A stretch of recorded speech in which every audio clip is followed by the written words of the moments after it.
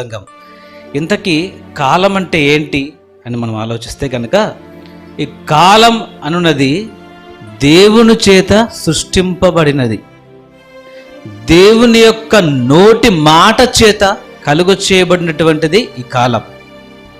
కాలంలో మనిషి ఉన్నాడు, మరమనిషి ఉన్నాడు. కాలంలో జంతువు ఉంది, పక్షి ఉంది, పశువు కూడా ఉంది. కాలంలో ఇవన్నీ కూడా ప్రయాణం చేస్తున్నాయి. కాలంలో మనము కూడా ప్రయాణం చేస్తున్నాము. కనుమరుగవుతూ మనకి కళల్ని జ్ఞాపకంగా మిగిలించేది ఈ కాలం.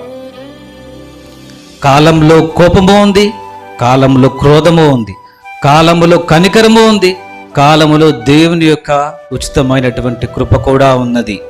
మరి ఇన్ని కలిగినటువంటి ఈ కాలము, ఒకవేళ కాలానికే నోరుండి మాట్లాడమంటే కాలం అంటుంది,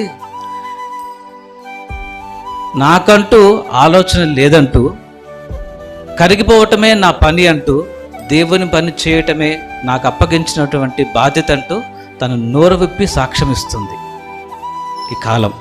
మరి ఇన్ని కలిగినటువంటి ఈ కాలము మనము తెలిసినటువంటి ఈ లోక జ్ఞానంలో 4 రకాలుగా మనం విభజించుకున్నాం.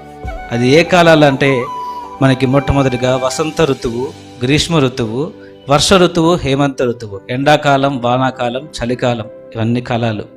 మరి ఇన్ని కలిగినటువంటి ఈ కాలంలో కాలము కూడా ఎరగనటువంటిది ఒకటి ఉంది. అది ఏమిటి అంటే మరణం. మనిషిని శాసించేది, మనిషిని భయపెట్టేది మరణం. అయితే ఈ మరణం అనేది ఆ కాలము కూడా ఎరుగనటువంటిది. మరి కాలములో ఎరుగనటువంటిది మరణం ఉంటుందా అంటే నిజమే. ఎందుకంటే మరణము, జీవన్ మరణాలు దేవుని యొక్క హస్తగతమై ఉన్నాయి.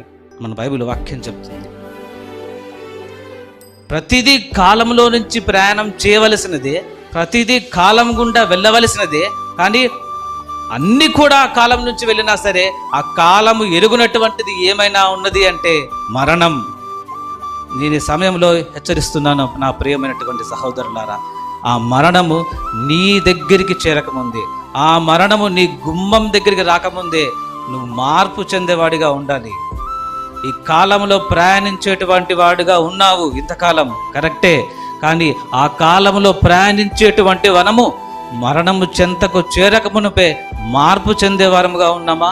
ఇది మనల్ని మనం ప్రశ్నించుకోవాల్సినటువంటి సమయం.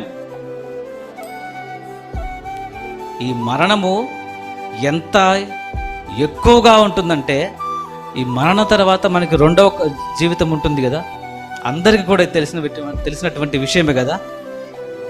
మరణం అన్నది మంచిదైతే పరలోకంలో ఉంటాము, ఆ మరణం అన్నది చెడ్డదైతే పాతాళ లోకంలో ఉంటాము. ఆ ఒక్క మరణము చాలండి మన జీవితాన్ని మార్పు చెందే విధంగా